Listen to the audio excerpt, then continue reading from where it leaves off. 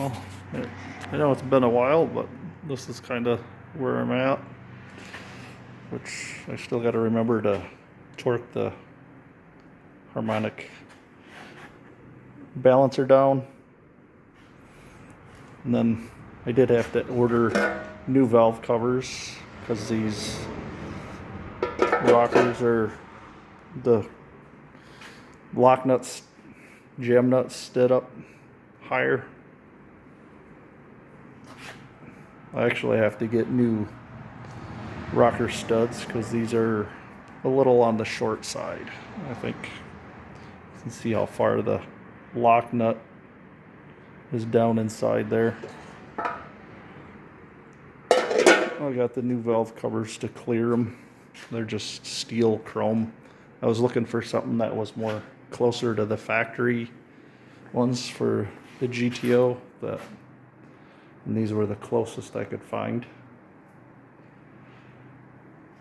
Unfortunately, they don't have the same like style cap that I would like to use, but I'll have to do. I got the oil filter and adapter on. I actually primed it and was able to prime it up to, I think, was it like 50 or 60 pounds. It's a air drill. Got the valley cover on. I did get my push rods and get everything adjusted. This is the factory valley cover. I know a lot of them say not to use that or with roller lifters because they'll hit. I set it on there without a gasket and it did clear, and then with the gasket it cleared more, and then I actually clearanced the underside of it by heating it up and denting it in.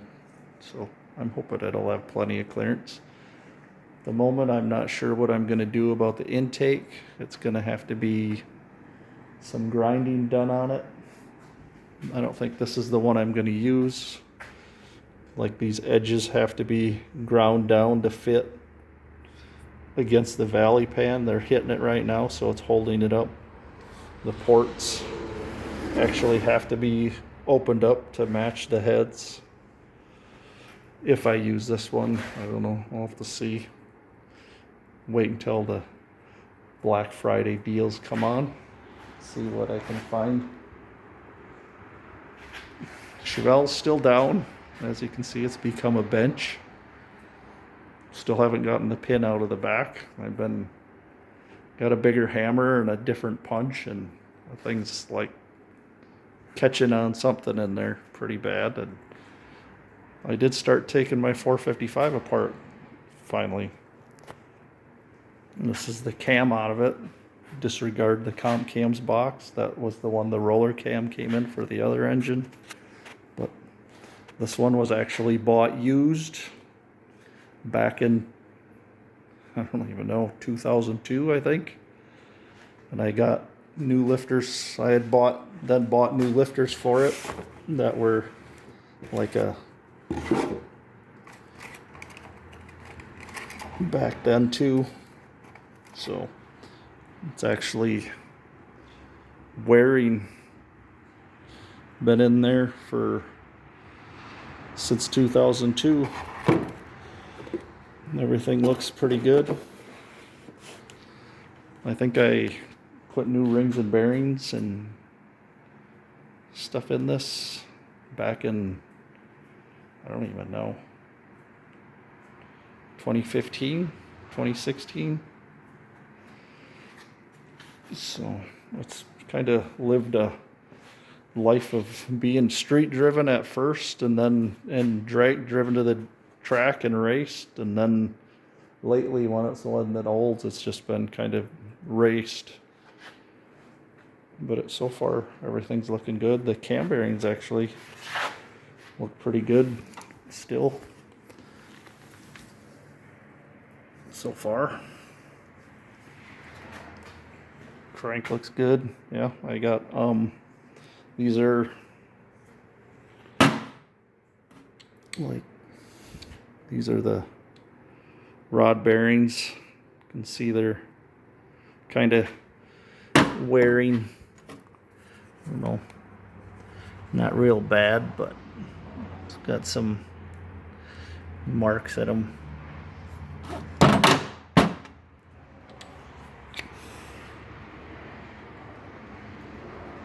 On the side there. I don't know what these are. Scat H-beam rods, TRW 30 over forged pistons, the valve reliefs, flat tops. This whole rotating assembly was balanced. I think it was the first time I've ever had like that done by a machinist. I guess so was that. The guy that did this one, that did he decked this block and bored it 30 over for me, and he's the same one that did this one back then too. It was bored 30 over, and then the rotating assembly was balanced. But that's kind of where I'm at now. I gotta get this apart so I can hopefully take it up there and get this one decked. But that's all I have. This is the factory windage tray that I slightly modified so it would drain the oil back better. SFI balancer. Yeah, I got the water pump marked with the weight, how much that's how much one of them aluminum water pumps weighs. And then it's the flex plates there. That was an SFI one, but that one's no good now because I think it's missing some teeth off the ring gear. So anyway, I think that's all I got again. But this, the oil pan has gotten a little sludgy over the years. I don't know if that's like this now.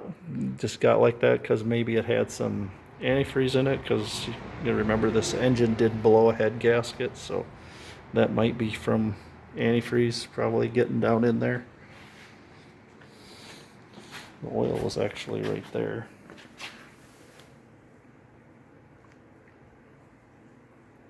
So a little milkshaky, but yep, that's all I got so far. And just, I know I haven't made a video or anything for a while, but anyway, thanks for watching.